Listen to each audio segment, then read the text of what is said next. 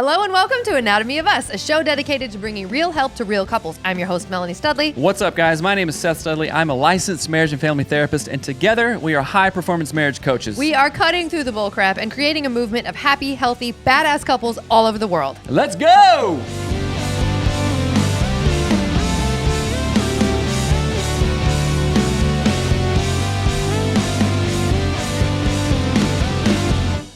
What's up, guys? My name is Seth. I'm a licensed marriage and family therapist, along with my beautiful wife, who is a high-performance marriage coach, and this is Anatomy of Us. If this is your first time joining us, we've got over 500 episodes. Sometimes we do solo shows, we do couple shows, and also sometimes we have guest appearances. And today, we're talking to the awesome David Waldy. What's up, brother? How's it going, man?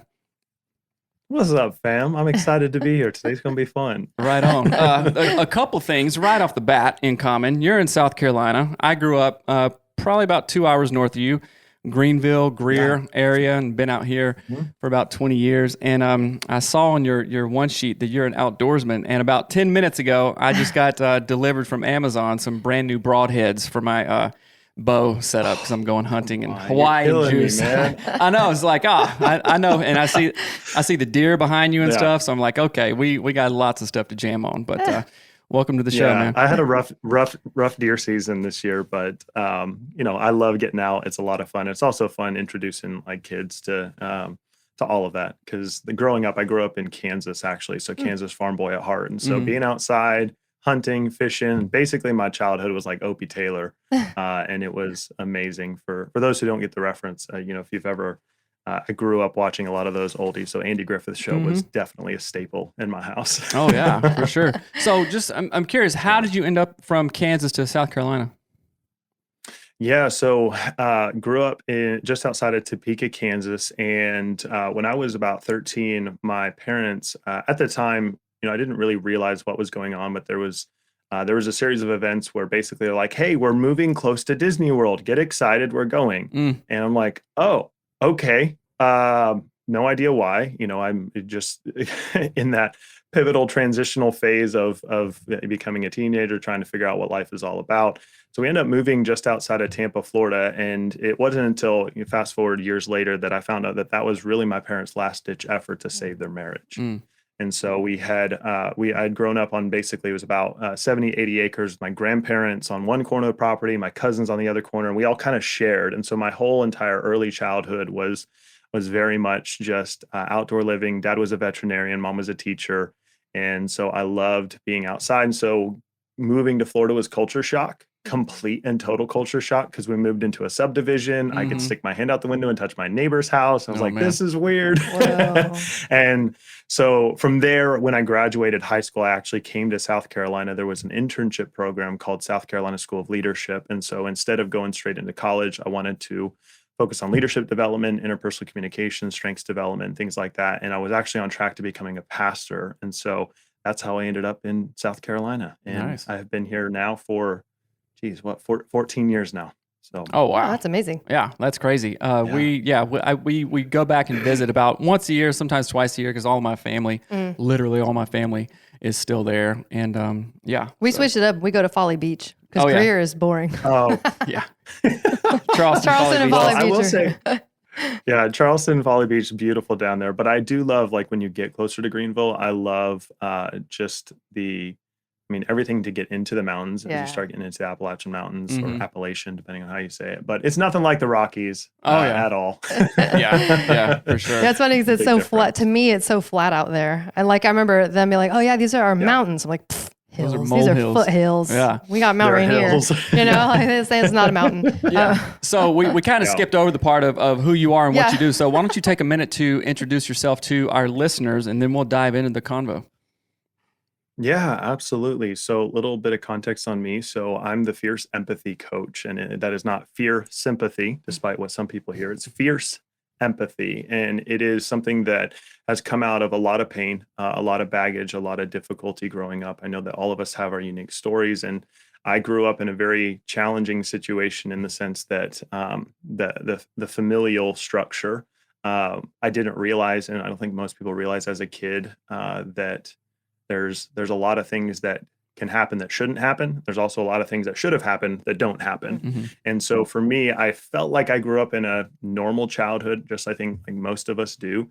I ended up graduating with a full ride academic scholarship that I turned down. I decided that college was not the path for me, and I was on track to becoming a pastor until I felt like I had some very clear direction from the Lord that I was not called to be in ministry per se, still serve in ministry, but not called, for anyone outside the church, when we say called to ministry, I just didn't have that inclination, right?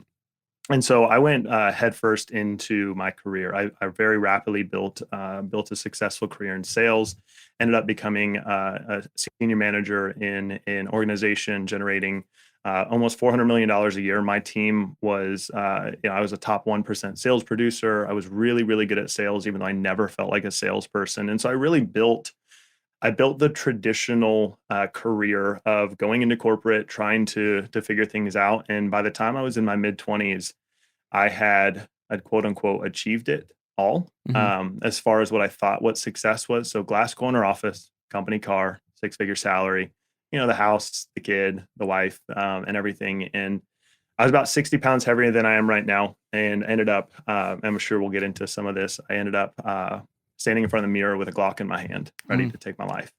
And so a series of events, mentors and coaches, and honestly, Jesus through the whole process. There was a lot of redemption. There was a lot of pain around the church. There was a lot of things that had happened as a kid that I didn't realize had been tremendously traumatic. And so out of that, I started learning more and more about just my strengths and who I am. And so my career in sales led me to a series of events that my wife and I had the year from hell, where I had a $40,000 pay cut. We went through a miscarriage. I ended up in the conference room with the owners on one side. I was on the other side, basically being berated, cussed at, saying that the only reason I was still there was because I was too much of a financial asset. And I went through a series of wake-up calls where I realized that I had been running from what I believed I was supposed to be pursuing. And simultaneously, I had been blaming God and everyone else for all my problems and all the results and all the things in my life. And so it started probably about 5 years ago. I really, really started to define who I wanted to become, what I wanted in life, who I wanted to be as a husband, as a father, as a leader. And so I decided to transition out. I had never wanted to become an entrepreneur. I had never even crossed my mind. And at that point, I thought that entrepreneurship actually destroyed my family. That's why my parents got divorced. And so fast forward, I have had the privilege and opportunity to work with leaders and entrepreneurs from over 40 different countries. I'm a former speaker and head trainer for Tony Robbins. I've gotten to do some really cool things with some really cool people, and had a couple businesses, failed at a couple businesses. And my core focus today centers around this concept of fierce empathy and its applications in marriage, in business, in relationships, and parenting, because it's hands down the single greatest thing that has transformed my understanding of myself and the world around me. And so today I work in various capacities: coaching, consulting, speaking. I love speaking, and I love just sharing and empowering, encouraging people to get out of their own way and to stop making excuses and stop blaming everybody else and to take ownership and to make the change. So that's it in a very large nutshell. Yeah. No, that's perfect. That's great. I was talking to my men's mastermind yesterday, and it's a quote that, we've all probably heard, if we're in similar spaces, but it's the idea of the sum, you right now, like the relationship, your finances, your body, your marriage, everything is a sum of all the decisions you've made and not made until this exact point, right? So tell us, you said you were mad at God. It sounds like you were trying to place the blame elsewhere, put it on God, put it on, the boss that was cussing you out and yelling and stuff. Oftentimes guys, we do this to our wife. Sometimes, sorry, babe. But I want you to talk about, because just speak to the dudes right now and how that impacted your life, because oftentimes it is not until we realize that, and trust me, speaking from experience, sometimes it is a very hard fought battle that we have to revisit several times over. Before you answer that, Listen, I know you're frying out there. You're already red from the heat. Go turn your air conditioning on, and I'm going to tell our listeners right now, you're going to hear his air conditioning unit, but he's in like a gajillion degree weather. Go turn it on. We'll put on our, what's our elevator music? Put that on. Do we have it still? Who we got? Yeah. Got it. Okay, he turned it on. There we go. You're too hot. You need to be cooler. All right, good call. So people, if you hear his air conditioning unit, get over it. Yeah, so just speak to that point. Like, how did you get to that? One of the realizations that brought you like, hey, I got to be accountable. I'm the reason for where I'm at. Yeah, that's a really good question. And I think it's challenging when you're in a season where you feel like you're doing everything that you can. And because you get to a point where like, I don't know what else I can do. Mm-hmm. I am trying everything. I'm doing everything. I'm working. You know, at that point in time, I was working 70, 80 hours a week. I was still active in church. My wife and I were leading worship. We were starting to raise our first child. I felt like I was trying to hit the markers on everything, but it was just not enough.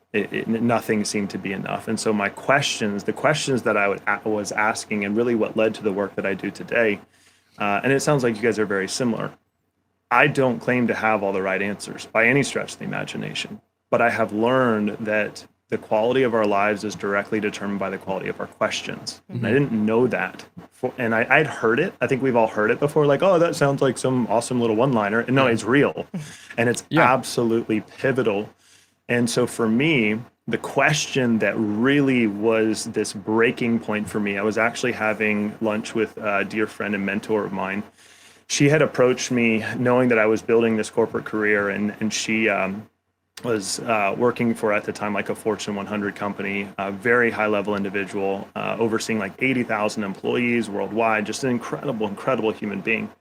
And she came to me and she said, "Hey, David, have you ever done coaching before? Like coaching, like football coaching, like soccer coaching?" And she said, "No, like executive coaching or personal development, leadership coaching, anything like that." And I said, "Well, not really. I mean, I did that internship program, and I'd never actually worked one-on-one with an individual on systematic personal growth and assessing all these different areas."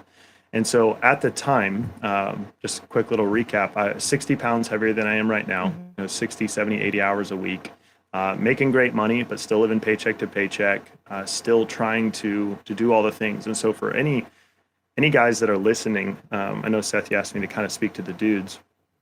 I know what it feels like to feel like you're literally carrying the weight of the world, and it doesn't matter how hard you try and how much you do and how work you put in, you're not good enough. And it doesn't matter what anybody says. It doesn't matter. You just feel that way. You feel like no matter what, you are not good enough. You can't measure up. You can't please your wife. You can't please your boss. You can't make any. And so you're trying. And so for me, when she came to me with this question, I was like, no, I've never really explored that before, but like, what is it? And she said, well, I'm actually building out a coaching program that's going to be about a $300,000 coaching program. And my jaw dropped. I was like, I'm sorry, how much do people spend on coaching? Which was an absurd amount of money. And now it was an executive coaching program specifically for like execs in high level Fortune companies. And she said, but I need 5 case studies, and I would like for you to be one, and I will walk you through the process for free. Wow. To give me honest feedback. I was like, are you kidding me? Okay, sign me up. So we end up getting into this coaching process, and we're at this little Mediterranean restaurant eating shawarma and a bunch of food I can't pronounce that was freaking delicious. But it was one of those Main Street cafes, with the big glass windows, and you're sitting there and cars are driving past, and we're having this conversation. And she looked at me straight across the table and she says, David, what do you want? I'm like, well, what do you mean what do I want? That's a loaded question. That's a big question. She said, well, let me ask you a different question. She said, who do you want to become? And in that moment, that doesn't sound like a real revolutionary question necessarily, but for me, there was something in that question that something snapped inside of me. It was like I had never, ever, my entire life, thought about that question in particular, because all of my questions were, what do I need to do to fix my marriage? What do I need to do to fix my financial situation? What do I need to do to fix my health? What do I need to do? What do I need to do? And I feel like that's what a lot of people, a lot of guys in particular, are asking that question. What do I need to do? Like, what the heck? How do I fix this? What do I need to do? And I realized that that's a useful question, but it's just not the best first question. And so when she asked me, the hardest thing was I didn't have an answer. I said, I don't know, Jesus. And she's like, wrong answer. You can't say Jesus. That's a cop out. And so I said, honestly, I mean, if she said, pick anyone living or in the past that you look at and you say, hey, I would love to create a life like them to some degree.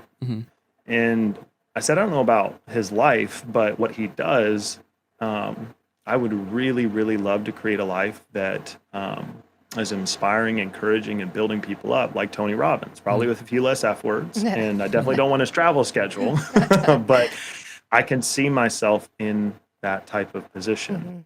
And the series of weeks and months that followed, that question kept rumbling around in my head. And what I realized, Seth and Melanie, was that I had never, ever believed that I had permission to define who I wanted to become. Because growing up in the church, and especially being affiliated with organized Christianity and things like that, this whole thing around finding your calling in life, what is your purpose in life, all of that stuff, I had believed that for some reason God just didn't want to tell me.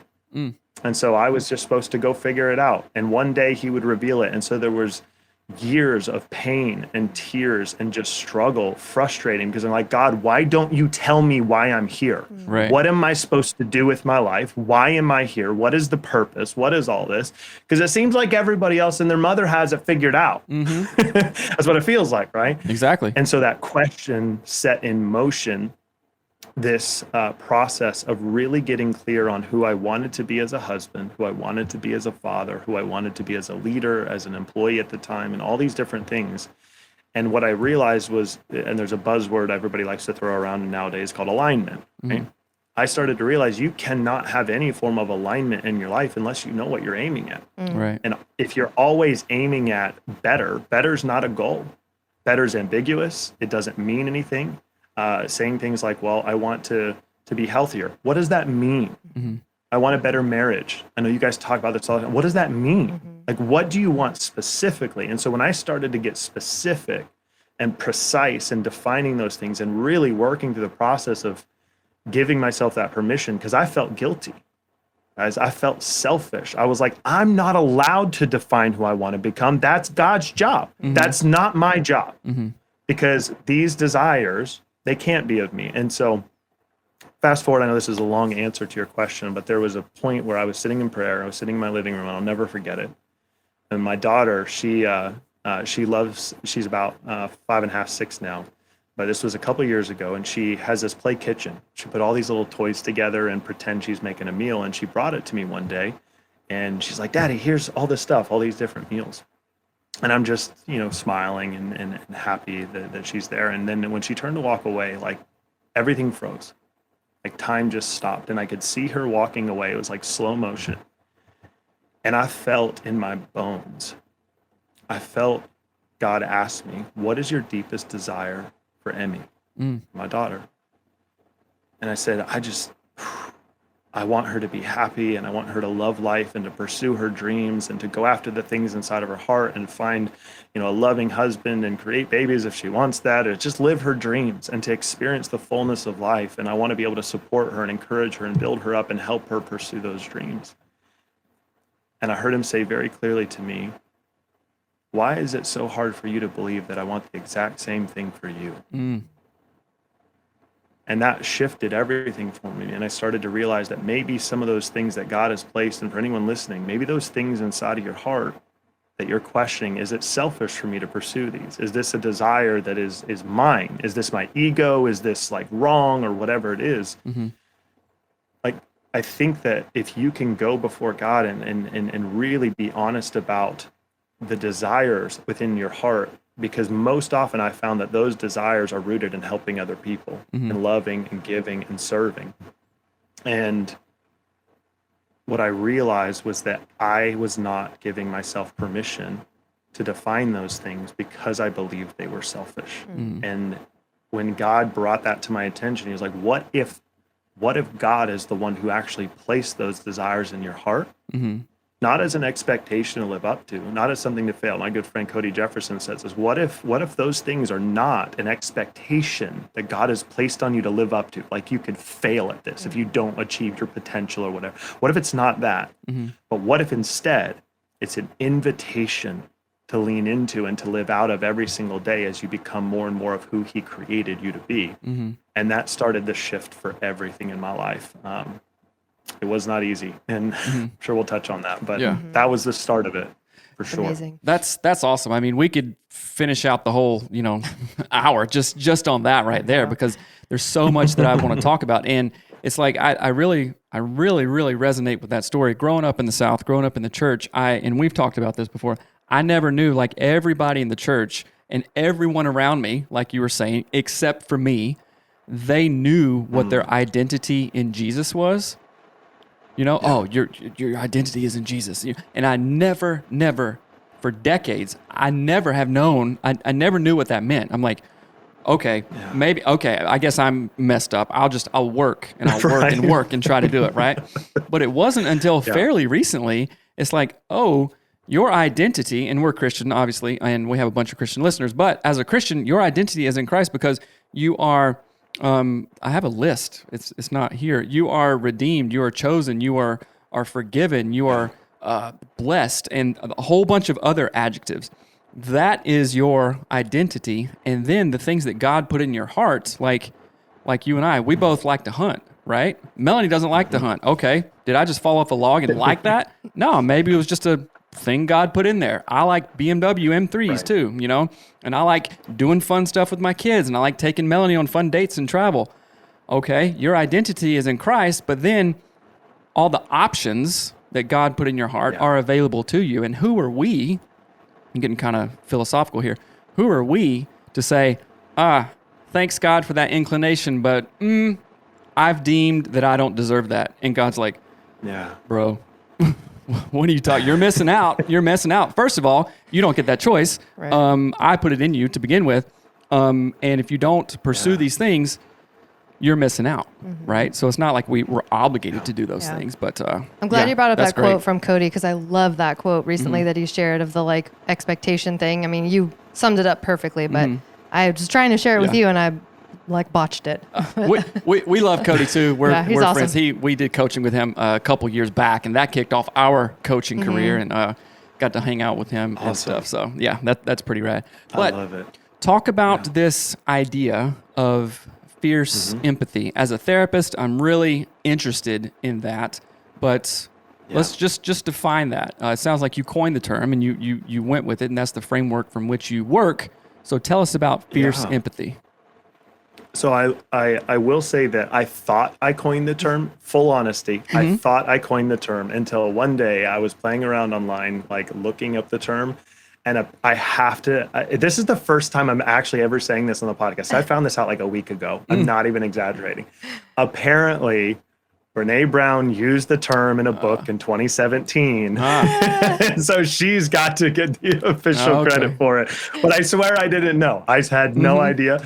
And so for me, what it came out of was a part of my story that was really challenging growing up is that I had significant crisis around identity, particularly manhood, when I was younger. When I moved to Florida, my dad ended up walking out because of some stuff that happened with my mom. So moving to Florida didn't actually save their marriage. It exacerbated things because we were no longer around family and the connection and the roots that we had. And so, and in that season, especially for teenagers, for young men and young women, when you're in that season of life, you don't know who you are. You don't know what you want. You don't know what life is all about. And for me, the challenge was every single time that I would take these strengths tests and personality tests and things like that, you start doing those in middle school and high school. At the top of my list, every single time was empathy. And it pissed me off because I was like, this is not a freaking masculine Right. Why is empathy at the top of my list every single time? And so Clifton Strengths Finders, there's Enneagram and Myers-Briggs and all those consistently across the board. Every one of my strengths were around being highly relational and connected to people, being very inclusive, making sure that that people felt seen, heard, and understood. And so there was some component of this being a giftedness, right? I know there's the difference between the gifts and skills. And skills, I think that empathy is not just a gift. It is a skill that we can all practice and develop. And so that led to my fascination and study around emotional intelligence. And for me, fierce empathy, it came to be out of, I mentioned earlier, out of a lot of pain, a lot of frustration, because when my dad ended up walking out, the man who stepped into my life was my youth pastor at the time. And so he kind of took that surrogate role as father. And so I felt like my dad had abandoned me. And then this man that stepped into my life ended up sexually abusing me. And so not only did I have my father, but I felt like being abandoned, the man that stepped in his place took advantage of me. And so my concept of masculinity, my concept of understanding manhood, and especially that pivotal time, 13, 14, 15, 16 years old, just really pivotal developmental years, I didn't feel like I had any guidance. And the crazy thing about it is that I was involved in everything. I'm leading worship at the church. I'm plugged in a small group. I'm playing soccer and basketball and doing all the things in drama and choir and like doing everything. And I realized that doing all of those things was really a way to try and protect myself from having to slow down and think about what was going on at home and what was going on in life. And so this combination of feeling very insecure about my strengths and not knowing what it meant to be a man and feeling like I didn't have a model is what led me to, I was, right before I graduated high school. I remember I was working at Starbucks at the time, and I had this little white Honda Accord, and I'm hanging out the window smoking Marlboro Reds, pretending like nobody knows because, even though my mom would smell them, and just angry, like an angry teenager. But when people would see me, I was masterful at the masks and manipulating and getting people to think. So from the outside looking in, I was the leader. I was the guy up on stage leading the worship. I was chaplain at our Christian school, right? So all the things, right? Yeah. I was brilliant at being able to manipulate situations to make people see what I wanted them to see. And so I ended up on this phone call with this guy named Darren Heilman. He was here in South Carolina. And just having a conversation with him, there was this spark of hope. There was this little tiny spark of hope, because when I spoke to him, I felt like maybe this is a man who won't abandon me and who won't take advantage of me. And maybe he's a man worth following.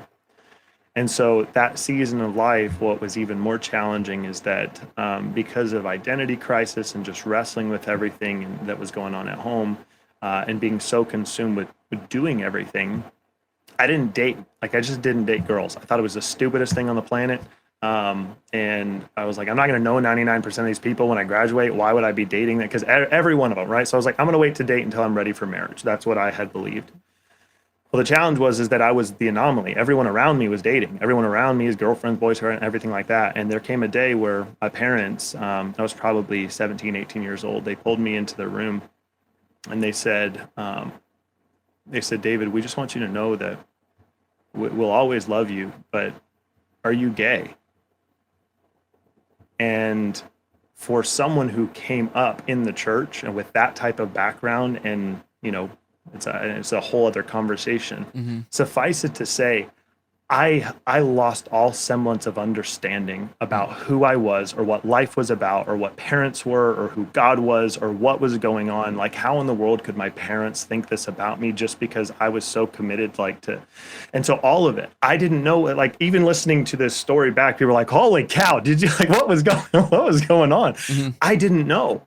I didn't know what was up or what was down or any of these things. And so then pushing myself into my career, where I started to realize these natural gifts would just come out, is that I was always the guy that people would come to when they had problems.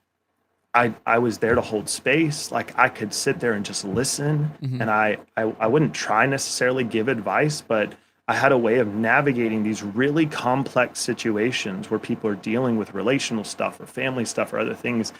And I started to realize that this gift of empathy was something that I needed to stop resenting and to start embracing. And so as I started embracing it, I started to see more and more as I dove back into scripture for myself as an adult. It's like, I started realizing that the Jesus that I grew up with, it was all Jesus, baby Jesus, the lamb. Mm-hmm. There was no lion. There was no ferocity. There was no fire in his eyes. There was none of that.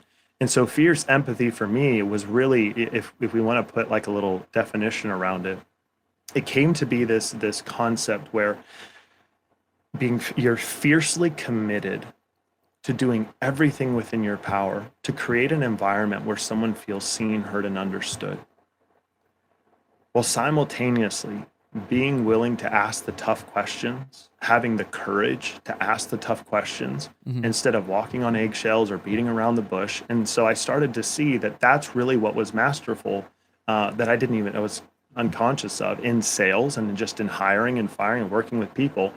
I created these environments where people felt like, man, I feel like I'm the only person in the room right now. I'm the only person that matters.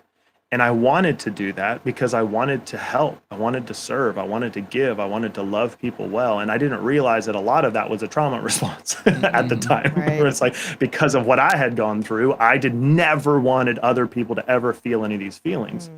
And it developed into this concept where I started overlaying it in business and in relationships and in my marriage and parenting.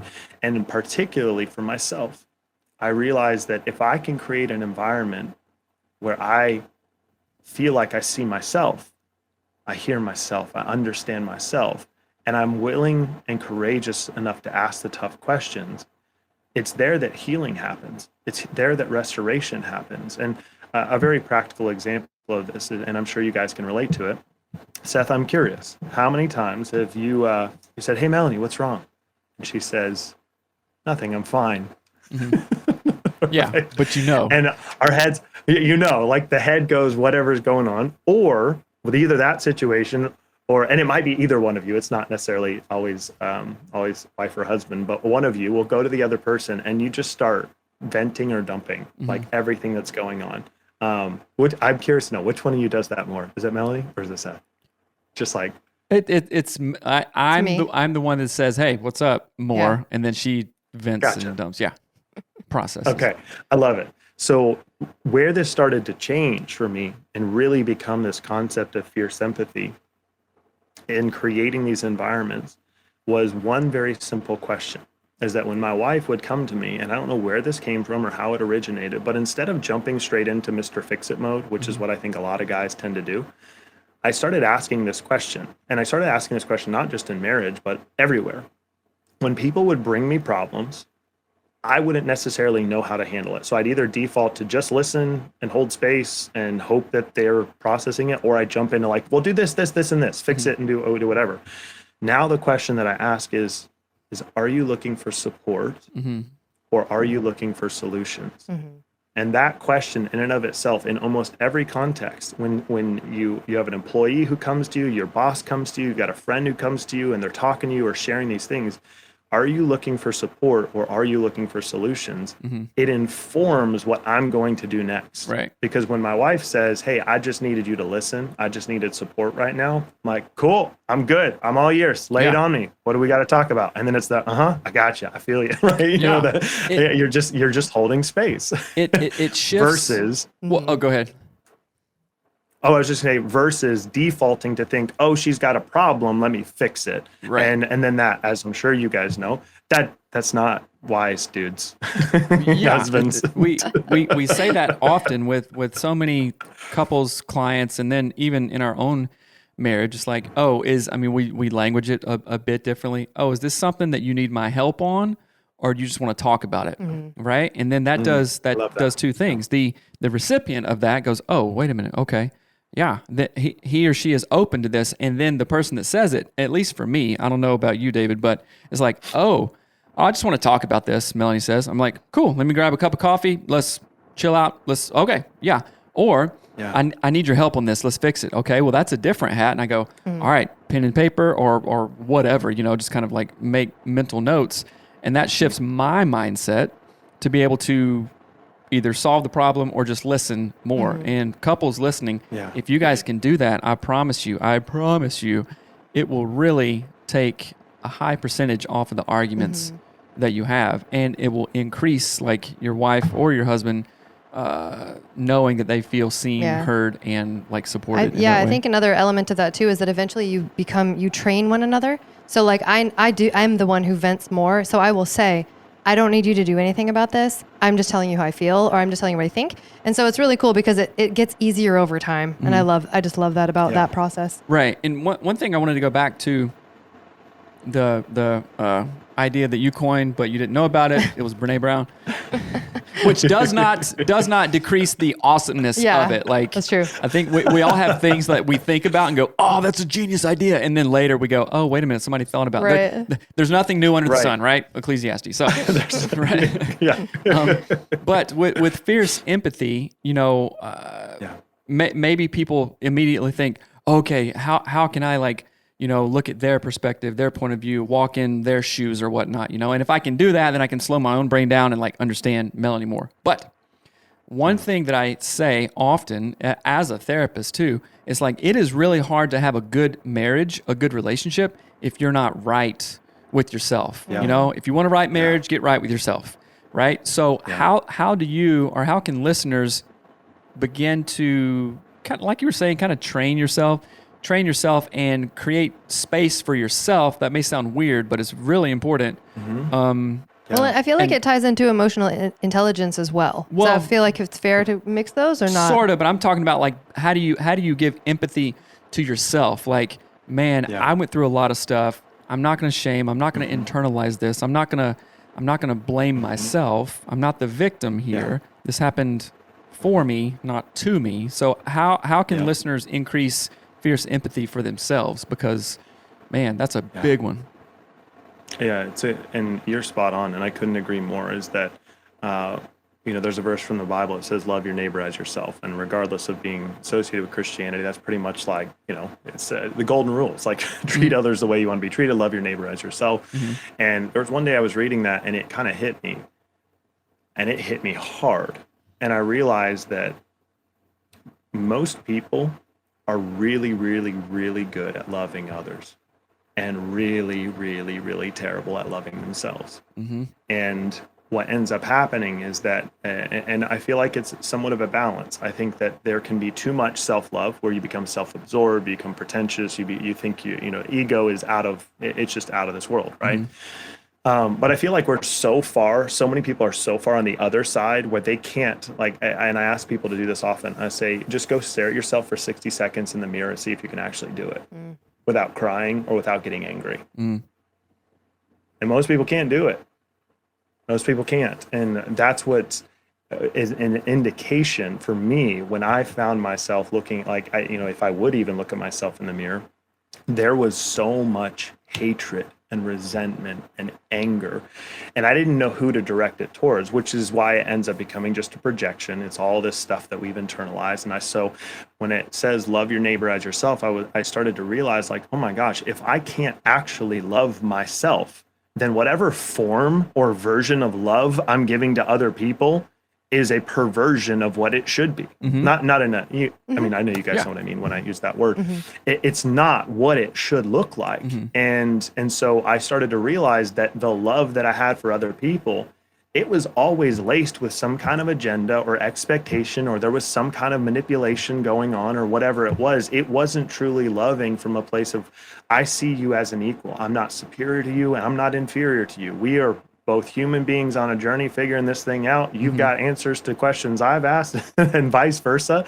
And so I say all of that because when it comes to dealing with ourselves, the most useful tools that I have found, there's a couple of them.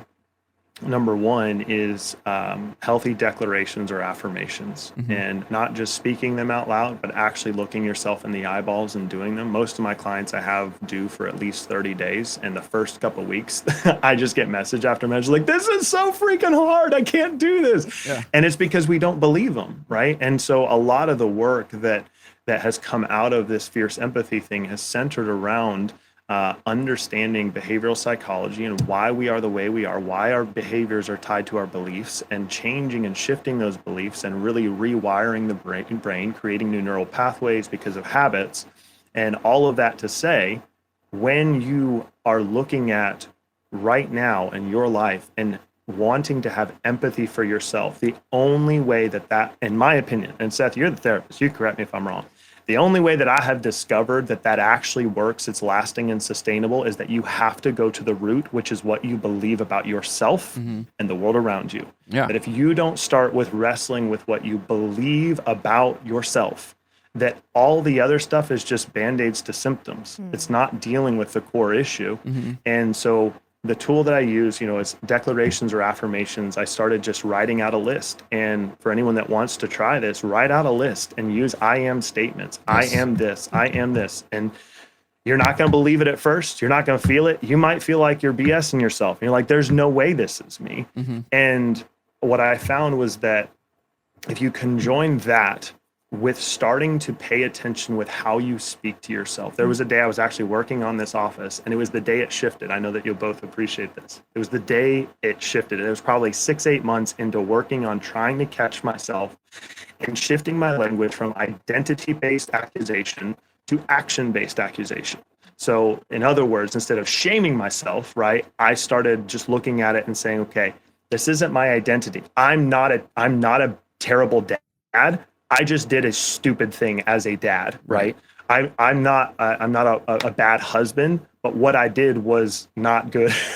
And so it's the actions, looking at the actions. We really try working with our kids on that as well. It's like, hey, sweetheart, you're not an idiot, but that was a stupid thing to do, right? That kind of reframing. And maybe that's not the best. But for me, what I started to realize was that if you can shift how you talk to yourself, away from I'm a piece of trash, or I'm worthless, or I'm not good enough, or all these things that we tell ourselves, and you start assessing your the actions and looking at what's useful and not useful, you start to recognize that most of our conversations that we have and the stories we're making up in our head are completely irrational. They're completely unfounded, and they're just rooted in beliefs that are programmed from parents and teachers and upbringing and society and culture and all of this. And there was a day I was in this office, I was building this office actually, and I used to have very flowery profanity in my head about myself. So I used to not just get mad at myself, I would just like cuss myself out in the worst possible way. And there was a day where I did something stupid in here. And rather than saying like, David, you're an effing idiot, which is what that was a normal thing. I would never say it out loud. It went through my head every day, all day. It was the first time I caught myself saying, David, that was kind of a stupid thing to do. And that doesn't seem consequential to many people, but for me, it was so significant. The first time where my self-talk was directed at the thing that I did instead of at me and my core identity. And so that shift of practicing becoming more aware of how you speak to yourself and starting to change that language.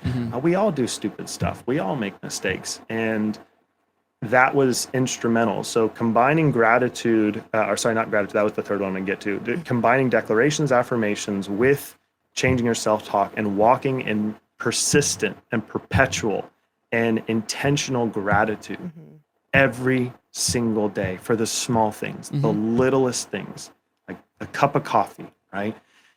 Practicing those three things, I think, were the most significant shifts that led me to this place of where I started feeling like I could tolerate myself. And then eventually I felt like I kind of enjoyed myself.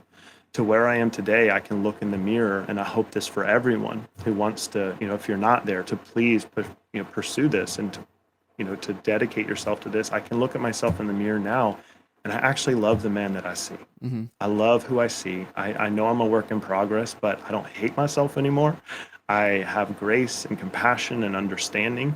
And I feel like that process of having that fierce commitment to see, hear, and understand, and to really love myself. I know a lot of times people talk about, I'm sure in your world, Seth, the inner child work. I had to go back through and think about these things and wrestle with them.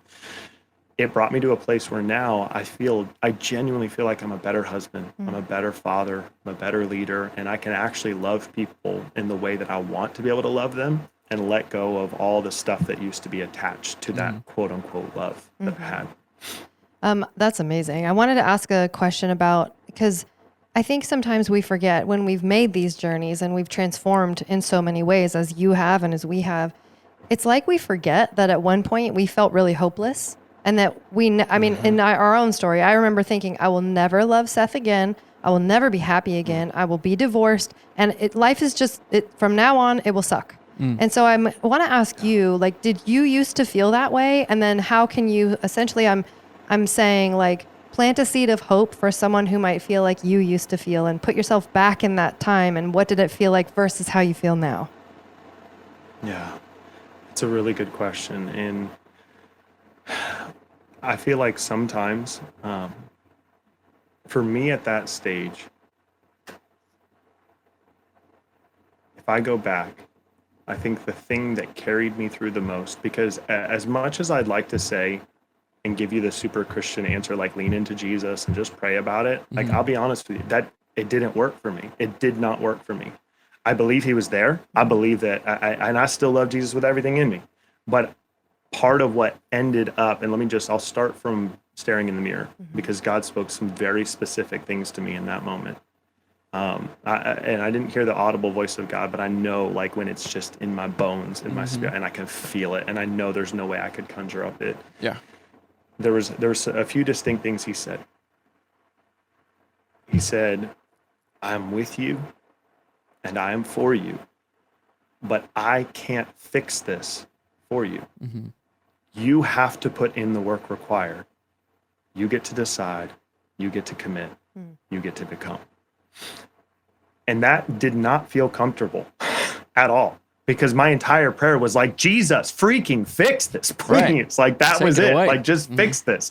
And none of it worked. And you have, like, everyone's praying at church and stuff and doing it. And I'm all for prayer, and I believe it. And I didn't realize, though, that there is this element of co-laboring. There's this element of ownership. There's this element of, yes, he says, I know the plans I have for you, declares the Lord, plans to prosper you, not to harm you, plans to give you a hope and a future. But those are just plans. Somebody's got to execute the freaking plan. Right. And I was not executing the plan. He laid the map out. And so for anyone that is in that right now, that darkness, what I would encourage you with, and what I did, is I just literally had to break it down almost moment by moment. That I had to say, okay, if I can get through this, I don't know, I'm getting really emotional right now because I'm remembering it.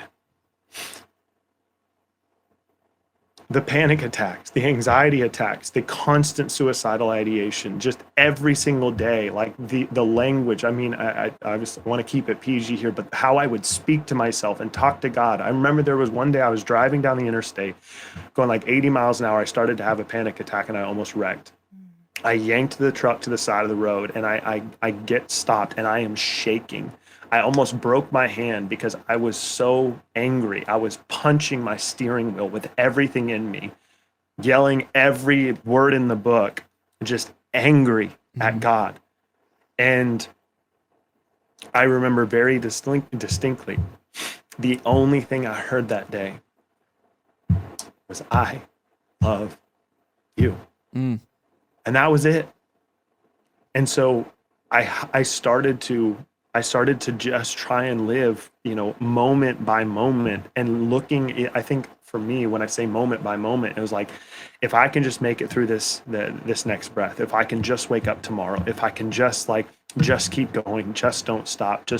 And where I missed it, and if I wouldn't change anything if I could go back, but if anyone is there right now, the single greatest thing, which I feel like was a divine wake-up call moment opportunity for me, was when I started actually being willing to ask for help. because I felt like I needed to figure it out all on my own because I got myself into this mess. And I am the one who's deserving of the punishment.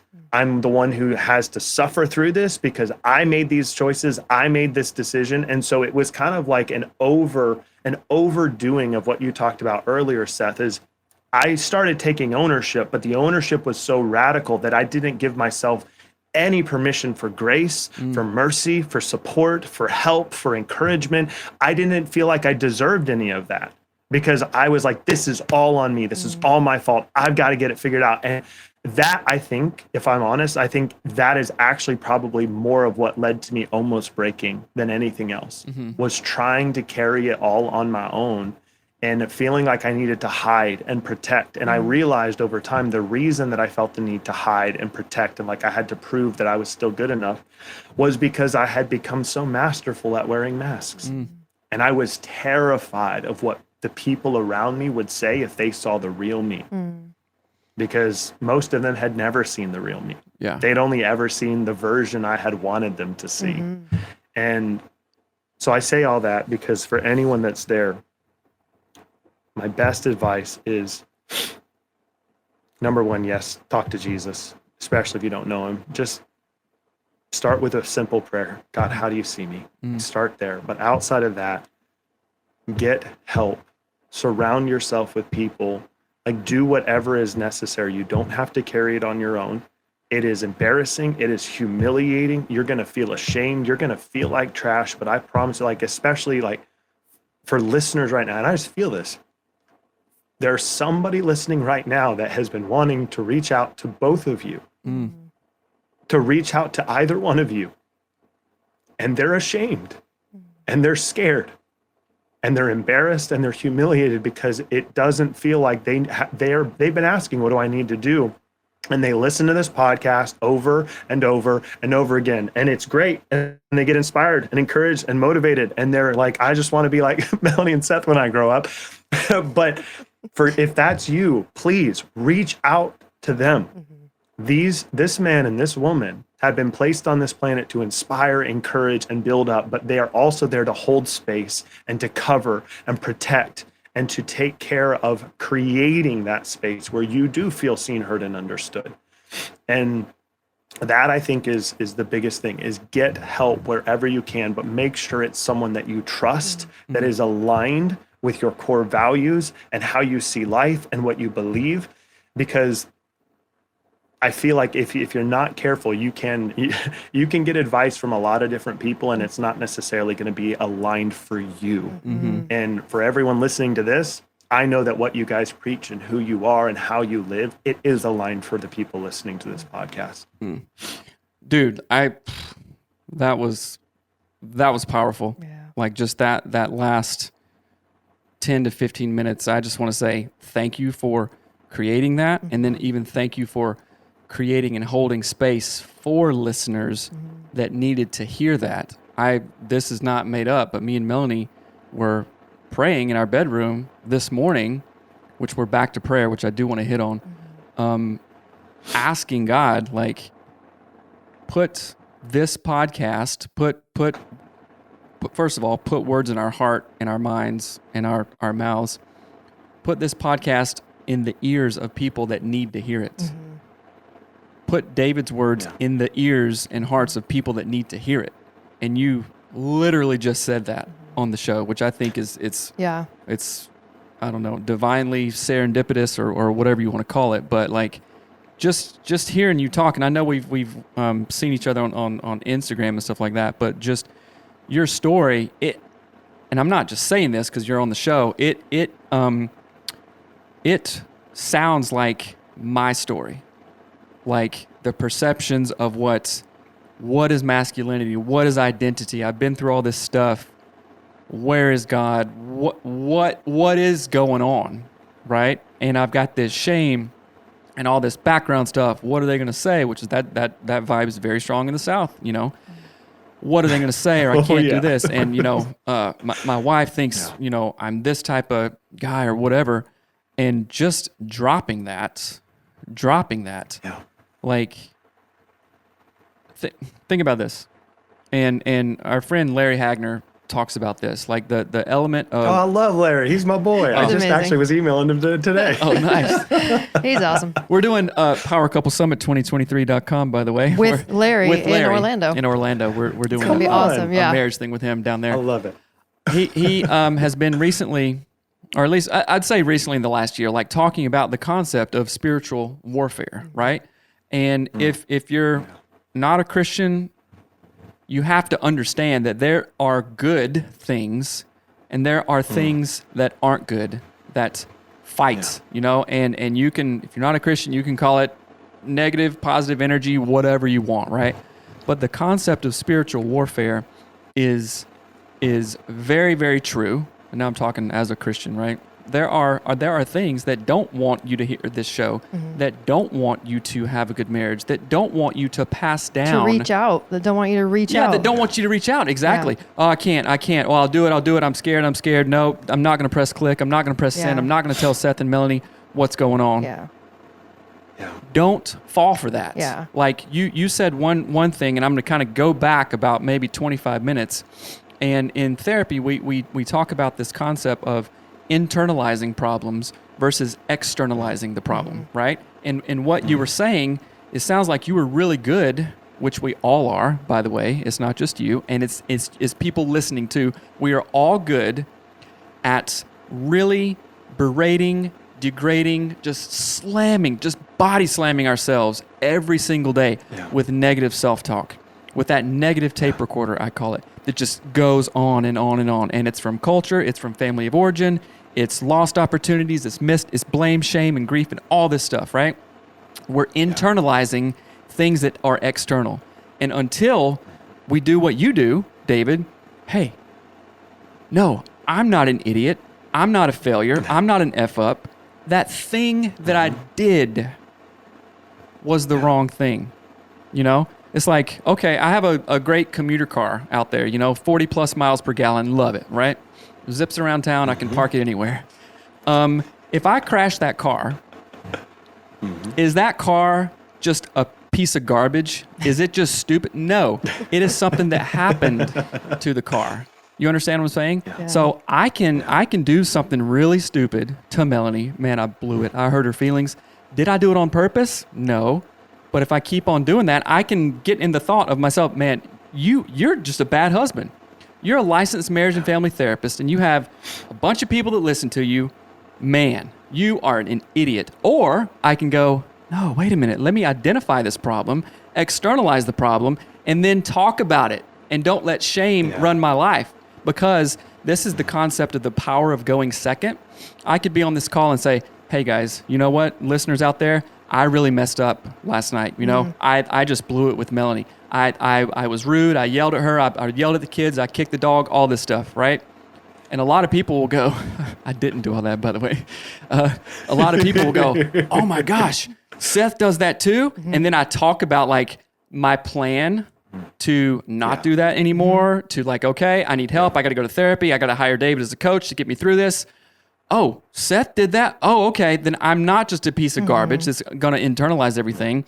I hear Seth's words. He went first. Now I can go and share and email David or Seth and Melanie or whatever. You see what I'm saying? Yeah. So it's like, if we could have done these things alone, we say this in coaching all the time. If we could have done these things alone, guess what? We would have done it the second we knew it was a problem.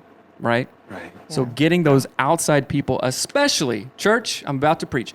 Church, especially share your problems, your issues, your insecurities, your fears, your shame. Share it with other believers. Now, take David's advice, be wise about it. Just don't go blabbing everything, to everybody. And, all the Karens in the front row are going to like spread your business in the church. Don't do that. Get in a small group. Talk to your brothers about it. Talk to your sisters about it. And if you need help, which we all do, and I'm a therapist saying, yes, we all need that outside help, go get help for it.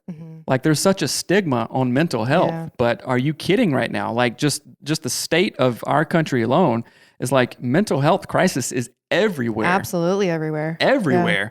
And there's so man, it's just rampant, right? And but like, I want to say a thing here about this, because you mentioned internalizing versus externalizing. And you also talked about wearing a mask and not wanting to share. And I immediately thought of internal injuries in your body. So when I was 10, I fell off my deck and my spleen exploded because I hit a log when I fell. And internal injuries are terrible. They're really hard to cure. There's a million times harder than, hey, I broke my finger. See, it's crooked. No, like what broke inside? We have to do a huge surgery. We have like all this healing. And I'm saying that explicitly because no one can heal what they're hiding. You cannot heal something if no one sees that the injury is there. And I'm thinking of someone, I'm going to cry. It's a dear friend of ours, Paul, and he's okay with us talking about him. He's our bestie. But Paul reaches out to me when he's in crisis. He reaches out to us, and we do the same with him. He's a believer. He's amazing as a friend.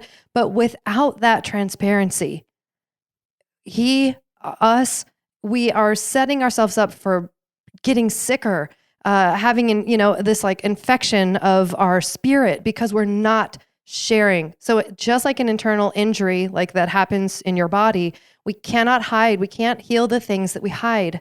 And so I just want to say that. And then I also think too, one of the methods that I often use, and I love that you mentioned this about your daughter, like in the very beginning of the episode, when we have clients that are really struggling to care for themselves at the level that they would care for their child, I use that to help them see themselves differently. And I say, listen, you are someone's child, right? I mean, like literally you're a human's child. So you have a parent, but also like, can we establish this idea? Like, what if you treated yourself like your very, very, very best friend, your most important person in your life, and you treated yourself like that? And I mean, like, wake yourself up if you want to sleep in all day. Like, get out of bed, go jogging if you need to move your body. And I get really passionate about this because I've lost people to suicide, and it's so devastating. And to see someone feel that way about themselves, and I've been there too. I was suicidal when we had our second kid, and we went through all the stuff we went through. I would daydream about taking my life. I would daydream about it. And I dare not share it with anyone. Oh my gosh, I'm a new mom. Like, you can't say that, right? And so again, I believe that you do the work that you do for the same reason that we do the work that we do. We know people out there are suffering, and we know they're afraid to share it. And it's very hard to find a pathway to healing if you're too afraid to share the wounds that you have, you know? So I really thank you for being so transparent and sharing so much of your heart, because this is the stuff that we need to talk more about, the process and less about only the outcome, you know, like what it felt like, how the looking in the mirror stuff. It's all just so important. So thank you. Yeah. I don't know. I don't even know where to go from that other than. Well, could I share one thing real quick, just to echo one thing that Melanie said? Are you guys okay? Yeah. Oh yeah, yeah. we're good. Okay. So just to echo kind of what Melanie said, and in anchoring back into these feelings, these things that we're navigating, I feel like one of the biggest stories that I told myself, and maybe this will be useful for someone listening, was that on the outside, like from the outside looking in,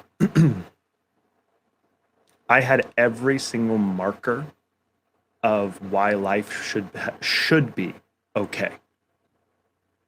Like marriage, kid, job, house, car, and the fear, the story that was the narrative that was running for me in my head is, if I tell people this, they're going to say like, well, why would you feel that way? Yeah. Why are you depressed? Why are you look at your family, look at your wife, look at your job, look at all this stuff, right? Why? And so for me, it was that fear of, and it really was a story. And the reason I wanted to bring this up is that I believe that it's really the stories more than anything that are what cause the emotional dysregulation. It causes dissociation. It causes disconnection. It causes us to hide. It causes us to feel like we've got things to prove. We've got to wear masks. And so in dealing with ourselves, I wanted to kind of button this up with saying, in dealing with ourselves and around fierce empathy, I loved what you said, Melanie, about dealing with it as if our best friend, and recognizing that the fact is, if we're honest about the best friends that we love and adore, they do not tell us what we want to hear all the time. And they do not tell us what feels good all the time. The people that we respect and love the most are the ones that are actually committed to speak the hard truth in love, regardless of the discomfort. And I love that you also use that example of the internal, because how I always visualize it is this, is that if you feel like something is off, how I see it, it's like poison, right? Imagine having an open wound and there's poison underneath and there's pus coming out. In order for that to heal, right? You could take care of the surface and all the symptom, but it's still underneath the surface. There's stuff going on. How I see the deploying fierce empathy in love and speaking the hard truth in love is saying, I care about you so much. And this is straight from the Bible, faithful are the wounds of a friend. I care about you so much that I'm willing to pierce you, to cut into this, to remove the poison, to remove the pus, to get all of the stuff out of this wound, to clean it up so that you can be sutured up and heal. I do not want to harm you, but I do have to hurt you. And I think that there's a distinction there that a lot of our world is missing today, because everyone's got tickling ears, right? We know this. Everyone just wants to hear what makes them feel good. And like, my truth and what I want to pursue. And I just want to feel like it's all these feelings. But if we're honest with ourselves, the people we love and respect the most are the ones who are willing to look us dead in the eyes and tell us what we don't want to hear, but we desperately need to hear. And so that's got to come from two places. One, for ourselves, when it comes to our habits and our choices, and like we're coming full circle here, the choices and the results that we get, right? Those results that Seth, you talked about at the beginning. If you want to create those new results, I believe it comes down to habits, it comes down to choices, it comes down to beliefs, and it comes down to behaviors. And changing those things, it's a cycle, right? When I actually learned this in therapy, is that your beliefs fuel your thinking patterns fuel your feelings, and your feelings fuel your actions. And then it's just a cycle. Your actions cause you to believe, because now you're stack and proof. And without belaboring this too much, for anyone that is wanting to work on these areas, you've got to be willing to look yourself in the mirror and speak the hard truth and love to yourself, to lovingly confront yourself and the choices and the habits and the things. And you're going to have to consistently commit to rewiring your brain, literally creating new neural pathways by creating habits that are aligned with who you want to be instead. And when you do that with consistency, most recent research I love, by the way, it says it takes between 21 and 90 days. Now, everyone argues, right, with that consistency, but the most recent one I found was fascinating. If you don't take care of yourself, if you don't have adequate self-care and rest, it can take up to 18 months to rewire your brain. This isn't just some when we talk about rewiring the brain, I mean, you guys know this. Yeah. And for everyone listening, you can literally rewire your brain and change these habits, change these behaviors, and create these different results. But if you're having difficulty doing that for yourself, the most effective and powerful thing you can do is to create accountability in your life. And that doesn't mean you have somebody to slap you when you make a mistake, or it means saying, no, Seth, Melanie, I want this to be my standard. If I fall beneath this standard, I give you permission to call me back up to this standard, to hold me accountable to this standard. Yeah. And so for everyone listening, do that for yourself. And if it's with Seth, if it's with Melanie, or if it's with your therapist or somebody that you love and trust, who's maybe a chapter or two ahead of in that certain area, going second, right? Like you talked about, you have to introduce that into your life, because you both are spot on, is that the results that we want are simply on the other side of those choices, those habits, those beliefs, those behaviors. And it comes down to, I believe, dealing with ourselves through the frame, and it's just a useful tool of fierce empathy. Yeah. Dude, I love it. That last thing made me think of, Craig Rochelle said this. I don't think he coined it, but he said it. Discipline is the bridge from where you are to where you want to go, right? And if you can be disciplined in those things, first you have to identify those things, and then you begin to stack. And I also thought of this.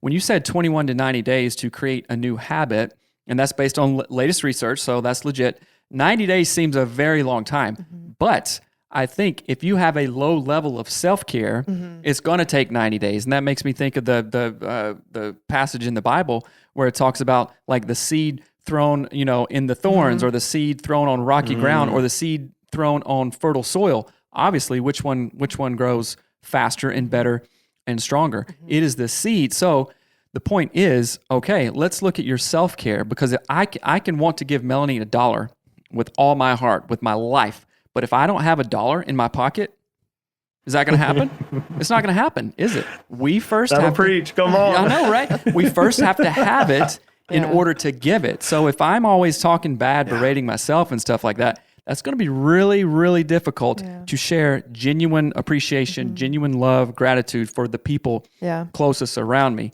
Maybe I can fake it for a while, but that's just not going to work. So that is so important. Yeah, I want to add on one last thing. I know we just keep saying this, but one thought that came up so as you good, were, by the way. I know, This is amazing. As we were talking about this idea of coaching or working with a friend or like a trusted person to level up, especially coming out of a depression. And I want to share like the process, because I didn't think that coming out of depression would be so freaking hard. I didn't think it would feel bad. I didn't think it would feel like a fight.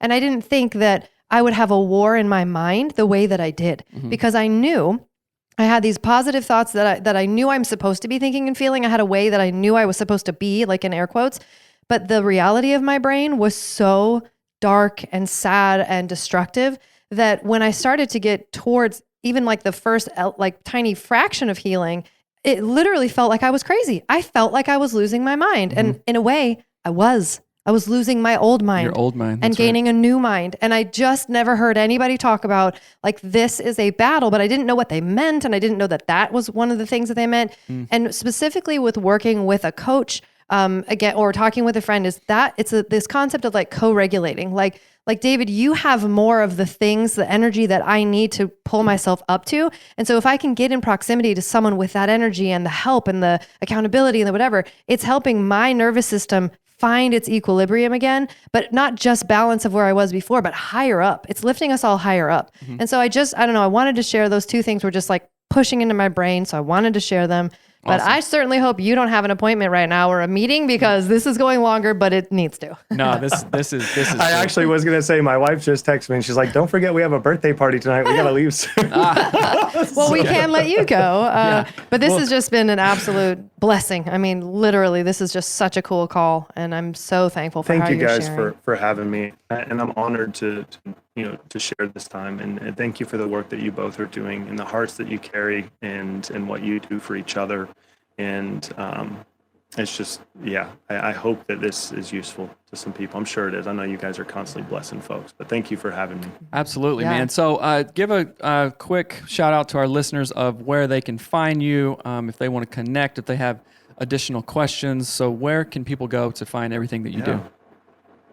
Absolutely. So anywhere on social media at David Waldy, you can do davidwaldy.com if you want to hit up my website. And then a lot of what we've talked about today, I've also outlined in the Fierce Empathy self-coaching framework. And so it's something that's really useful if I found over the years, a lot of people aren't necessarily in a position to work with a coach just yet or different things like that. But if anyone wants that, I'll share the link with Seth and Melanie, and then if they want to pop it in somewhere. But it's called the Fierce Empathy coaching framework, and it's very useful for answering some of these tough questions and then finding the support needed to move forward one step at a time.